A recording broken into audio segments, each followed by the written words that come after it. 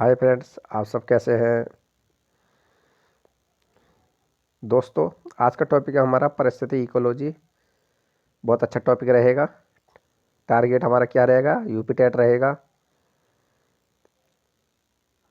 आप देख रहे हैं मिस्टर सीस बायो स्टडी अपने यूट्यूब चैनल पर उपस्थित हो गए हैं। हम डेली आपको क्लास करा रहे हैं ईवीएस और आपका सीडीपी, बाल विकास। जिस टाइप के प्रश्न पूछे जाते हैं उसी से रिलेटिव हम क्वेश्चन डाल रहे हैं, क्योंकि ईवीएस में देखिए दोस्तों, आपका भूगोल सर डिपेंड करता है, आपका इन्वायरमेंट भूगोल पर। तो अपना जो भी यूपी टेट की तैयारी कर रहे हैं, भूगोल को सही से कर ले, स्टडी बढ़िया सी रिवीजन कर लें। और ये क्लास आपकी जो परिस्थिति है, आपका जो यूपी ट्रिपल एस वन विभाग में दरोगा की भर्ती है, उसमें भी बहुत महत्वपूर्ण क्लास रहेगी। बाकी तो रहेगी यूपी टेट के लिए, बाकी अदर भी सभी के लिए जो टेट है जिसमें इन्वायरमेंट में परिस्थिति पूछा जाता है, इकोलॉजी क्या है, उसी से रिलेटिव बहुत महत्वपूर्ण क्वेश्चन रहेंगे। चलिए पहला प्रश्न शुरू हो गया, आपका स्क्रीन पे बात कर लेते हैं। देखिए पहला प्रश्न आपका, परिस्थिति शब्द को सर्वप्रथम प्रतिपादक करने का श्रेय किसको जाता है? इस टाइप के प्रश्न बहुत पूछे जाते हैं। परिस्थिति शब्द को पूछा जाता है प्रतिपादक करने का, या परिस्थिति शब्द के पिता किसको कहा जाता है। इस टाइप के प्रश्न तो पूछे जाते हैं। ब्राउन को, अरस्तु को, खुराना को या रीडर को। जो आपका परिस्थिति शब्द को सर्वप्रथम प्रतिपादक किसने किया था? अगर हम इस प्रश्न की बात कर लेते हैं तो डी आंसर सही है, रीडर ने। रीडर ने परिस्थिति शब्द का सर्वप्रथम प्रतिपादक किया था। किसने? रीडर ने। रीडर नहीं है, रीटर है, टा है ये, रीटर ने। ओके फ्रेंड्स, नेक्स्ट प्रश्न आपका बहुत अच्छा प्रश्न है आपका ये। प्रश्न दूसरा है आपका, परिस्थिति निम्नलिखित के बीच पारंपरिक संबंधों का अध्ययन करती है। जो हमारी परिस्थिति है, निम्नलिखित किसके बीच पारस्परिक संबंध करती है? आपका जीव और वातावरण, मनुष्य और वन, मृदा और जल, या पति और पत्नी। किस पे आपका डिपेंड करती है? जो हमारा परिस्थिति है किस पे डिपेंड करती है? अगर हम इस प्रश्न की बात कर लेते हैं तो ए आंसर सही है, क्योंकि जीव और वातावरण पर, हमारी जीव और वातावरण पर परिस्थिति डिपेंड करती है।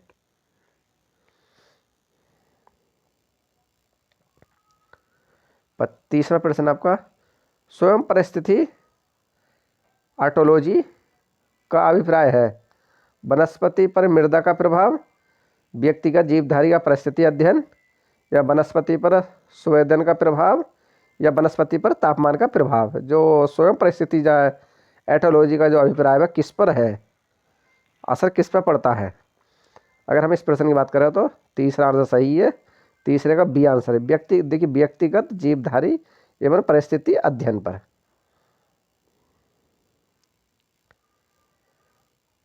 चौथा प्रश्न है आपका, परिस्थिति तंत्र जीव का इकोसिस्टम शब्दावली किसने प्रस्तुत की थी? देखिए जो आपका परिस्थिति शब्द है, इकोसिस्टम शब्दावली किसने प्रस्तुत की थी? फ्रोप्स ने, थीनेमैन, टेंसले, या उपयुक्त सभी। ये प्रश्न बहुत पूछा जाता है, परिस्थिति तंत्र या इकोसिस्टम शब्दावली किसने प्रस्तुत की थी? अगर हम इस प्रश्न की बात कर लेते हैं तो इसको तो प्रश्न रिपीट कर लिया। चौथे का सी आंसर सही है, टेंसले ने जो परिस्थिति शब्द इकोसिस्टम शब्दावली का प्रस्तुत किया था। पांचवा प्रश्न आपका, निम्नलिखित में से कौन सा एक परितंत्र शब्द का सर्वोत्तम वर्णन है? सर्वोत्तम जो महत्वपूर्ण, अब मान लेते हैं ये ऑप्शन देखते हैं, एक दूसरे से अग्नोन्य क्रिया करने पर जीव का समुदाय, या पृथ्वी का वह भाग जो सजीवों द्वारा आवश्यक है। सी ऑप्शन है सजीवों समुदाय और साथ ही पर्यावरण जिसमें रहते हैं। डी ऑप्शन है किसी भी भौगोलिक क्षेत्र के वनस्पति जगत या प्राणी जगत। अगर हम पांचवें प्रश्न की बात कर लेते हैं तो देखिए सी आंसर सही है, क्योंकि जीव समुदाय और साथ ही पर्यावरण जिसमें रहते हैं, मतलब जिसमें हम लोग रहते हैं। तो ये क्या है? आपका परिस्थिति शब्द का सर्वोत्तम वर्णन है ये, जिसमें वे रहते हैं। नेक्स्ट प्रश्न आपका छठा प्रश्न है आपका, परिस्थिति तंत्र के दो घटक कौन से हैं? खरपतवार या सूक्ष्मजीव, जैविक और अजैविक, पौधे और प्रकाश, पौधे और जैव। जो हमारा परिस्थिति तंत्र के दो घटक कौन से हैं? खरपतवार या सूक्ष्मजीव, जैविक और अजैविक, पौधे और प्रकाश या पौधे और जीव। अगर हम छठे जो छठा प्रश्न है, अगर हम इस प्रश्न की बात कर ले तो आपका जैविक और अजैविक मतलब सी आंसर सही है। छठे का सी आंसर, वो सॉरी बी आंसर सही है, जैविक और अजैविक।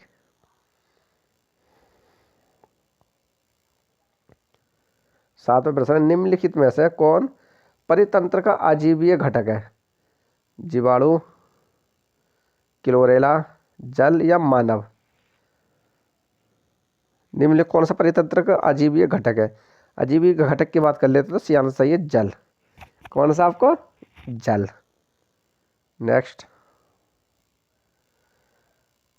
आठवां प्रश्न आपका, किसी परिस्थिति तंत्र में ऊर्जा का प्रवाह के बारे में कौन सी श्रृंखला सही है? बारे में कौन सी श्रृंखला सही है? उत्पादक, अपघटक, उपभोक्ता, अपघटक, उपभोक्ता, उत्पादक, उत्पादक, उपभोक्ता, अपघटक या उपभोक्ता, उत्पादक, अपघटक। अगर आठवें हम प्रश्न की बात कर लेते हैं, किसी परिस्थिति तंत्र में ऊर्जा का प्रवाह के बारे में कौन सी श्रृंखला सही है? तो आपका सी आंसर सही है, उत्पादक आएगा पहले, फिर आपका उपभोक्ता, फिर आपका अपघटक।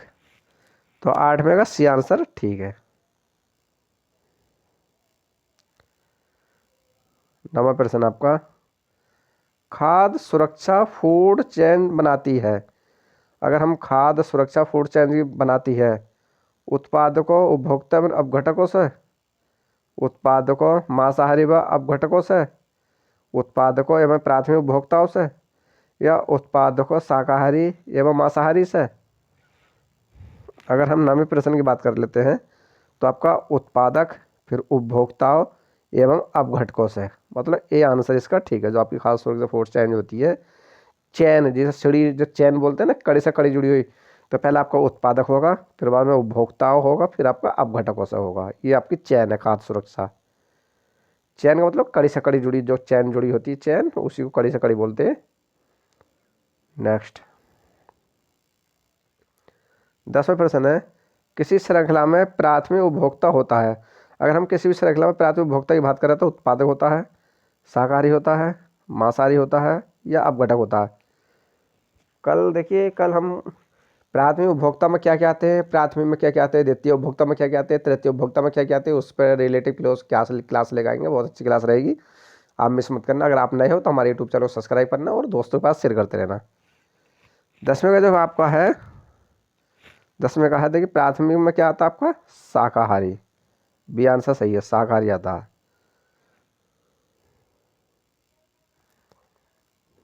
11वां प्रश्न आपका, किस परितंत्र में उत्पादकों का कार्य होता है? अगर हम किसी परितंत्र में उत्पादकों कार्य की बात हो, कार्य होता है कार्बनिक यौगिक को अकार्बनिक यौगिक में बदलना, या सौर ऊर्जा को पकड़ना व रासायनिक ऊर्जा में बदलना, या रासायनिक ऊर्जा को काम में लाना, या उपयुक्त में से ऊर्जा को मुक्त करना। अगर हम 11वें प्रश्न की बात कर लेते हैं तो सौर ऊर्जा को पकड़ना, सौर ऊर्जा को पकड़ना में इसे रासायनिक ऊर्जा में बदलना। तो बी आंसर सही है, 11वें का बी आंसर ठीक है। 12वां प्रश्न आपका, परितंत्र ऊर्जा का प्राथमिक या मुख्य स्रोत होता है। परितंत्र में ऊर्जा का प्राथमिक मुख्य स्रोत क्या होता है? सूर्य का प्रकाश, पौधों में संचित संकरा, किण्वन से मुक्त ऊष्मा, या आपका श्वसन के दौरान मुक्त ऊष्मा। तो अगर 12वें की बात कर लेते हैं तो 12वें का ये आंसर सही है, सूर्य का प्रकाश। 13वां प्रश्न है, किसी परितंत्र में सबसे बड़ी संख्या होती है? प्राथमिक उत्पादकों की, प्राथमिक उपभोक्ताओं की, द्वितीय उपभोक्ताओं की, या अपघटनकर्ताओं की। किसी परितंत्र में सबसे बड़ी जो संख्या होती है 13वें प्रश्न की बात चल रही है, 13वें का हमारा ए आंसर सही है, प्राथमिक उत्पादकों की, ए आंसर ठीक है।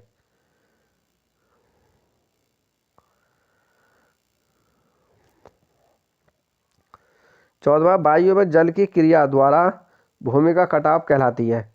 अपर्दान, जीवाश्म भवन, कैल्सी भवन या लवण भवन।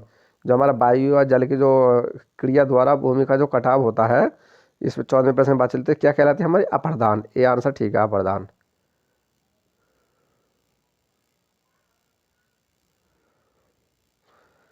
मृदा अपरदन रोका जा सकता है अत्यधिक चराने द्वारा, वनस्पति के हटाने के द्वारा, वनों को उगाने के द्वारा या बढ़ती पक्षी जनसंख्या द्वारा। जो मृदा मिट्टी कटती है उसको कैसे रोका जा सकता है? तो वनों को, सी आंसर सही है, वनों को उगाकर अधिक से अधिक वृक्ष लगाकर मृदा अपरदन रोका जा सकता है।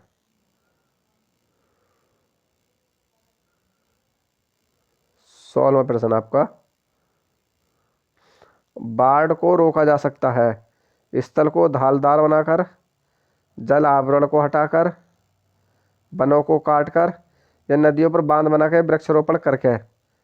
अगर जो बाढ़ को, अधिक से अधिक बाढ़ आती है उसको हम कैसे रोक सकते हैं अपनी भाषा में? तो आपका नदियों पर बांध बना के वृक्ष रोपण होता है, वृक्ष अधिक से अधिक वृक्ष लगाकर। डी आंसर सही है, 16 का डी।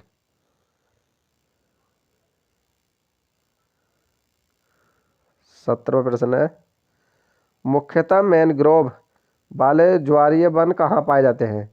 ये प्रश्न तो बहुत पूछे जाते हैं इस टाइप के। मुख्यतः जो मैनग्रोव वन है वाले ज्वारीय वन कहाँ पाए जाते हैं?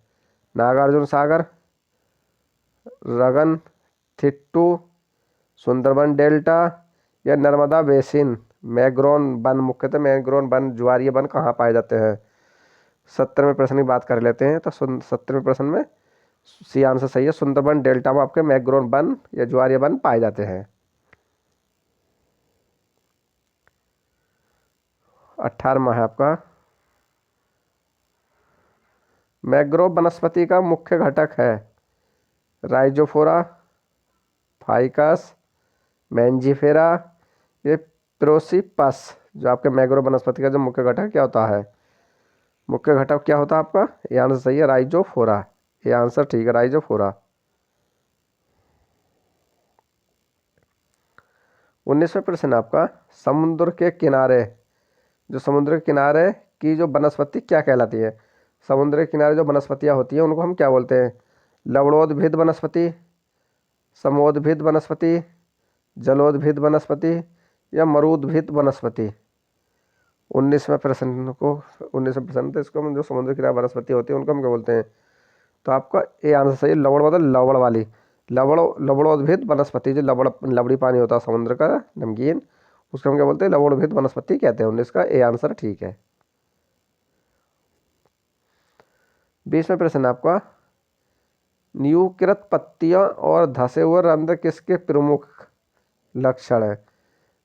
न्यूकृत पत्तियां और धसे हुए रंध्र किसके लक्षण है? आदि पादप, जलोद्भिद, समोद्भिद या शुष्कोद्भिद, किसके कारण है? तो आपका डी आंसर सही है, शुष्कोद्भिद। डी आंसर ठीक है। 21वां प्रश्न है, मारूल भिदों में लंबा मूल तंत्र होता है क्योंकि यह पौधों को तांत्रिक शक्ति प्रदान करता है, ये गहरे जल स्तरों से जल अवशोषित करने करने जड़ें गहराई में चली जाती हैं, यह मृदा उच्च तापमान मूल वृद्धि को प्रोत्साहित करता है, यह रात्रि के समय का कम तापमान मूल वृद्धि को प्रोत्साहित करता है। जो मरूल भिद है क्या प्रोत्साहित करता है? 21वां प्रश्न आपका, तो इसका 21 में अगर हम 21वें प्रश्न की बात कर रहे थे, क्या मूल? तो देखिए, गहरे जल स्तरों को जल अवशोषित करने पर यह जो करने जड़ा गहराने की गहराई में चली जाती हैं, तो इसका बी आंसर ही ठीक है इसका। मरोदभिज लंबा मूल तंत्र का मतलब जो जड़ा होती हैं इसकी पौधे की गहरी उसमें चली जाती हैं, गहराई तक चली जाती हैं।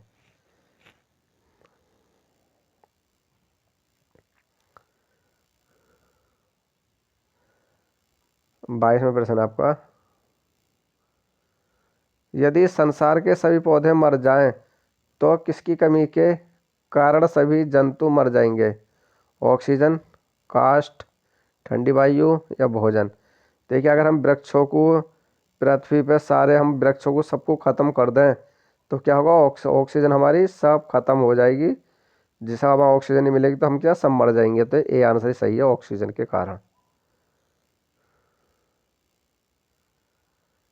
23वां प्रश्न है, यदि पादप वैसे स्थलों पर पाए जाते हैं, देखिए आदि पादप वैसे स्थलों पाए जाते हैं जहाँ पर ऑक्सीजन का सांद्र उच्च होता है, तापमान काफ़ी कम होता है, वर्ष वर्षा पूरे वर्ष होती है, या वर्षा मौसम के अनुसार होती है।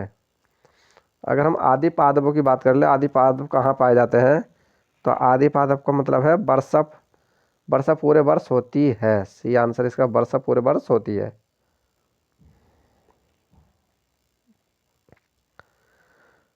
24वां प्रश्न है आपका, मिभोरकोफिली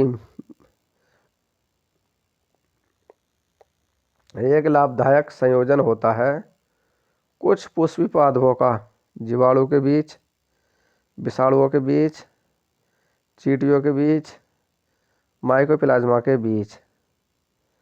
किसके बीच होता है? तो ये आपका मिभोरकोफिली एक लाभदायक संयोजन होता है, किसके बीच होता है? चींटियों के बीच। सी आंसर इसका ठीक है।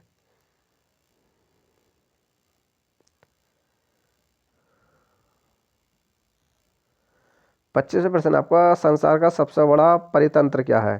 घास स्थल, बड़ी झीलें, सागर या वन? जो संसार का जो सबसे बड़ा परितंत्र है क्या है? तो इसकी अगर हम बात कर लेते हैं तो 25 का सी आंसर ठीक है, सागर। फ्रेंड्स, ये रहे आपके 25 महत्वपूर्ण प्रश्न जिसे हमने इकोलॉजी परिस्थिति तंत्र से लिए हैं। आशा करते हैं आपको क्लास पसंद आई होगी। अगर आप ना है तो हमारे यूट्यूब चैनल को सब्सक्राइब और शेयर करते रहना। डेली हम क्लास करा रहे हैं। हमारा टारगेट क्या रहेगा? यूपी टेट रहेगा। और जिसकी भी आप ज़्यादा क्लास चाहते हैं हमें कमेंट बॉक्स में ज़रूर बताएं, उसी की क्लास हम ज़्यादा से ज़्यादा डालेंगे।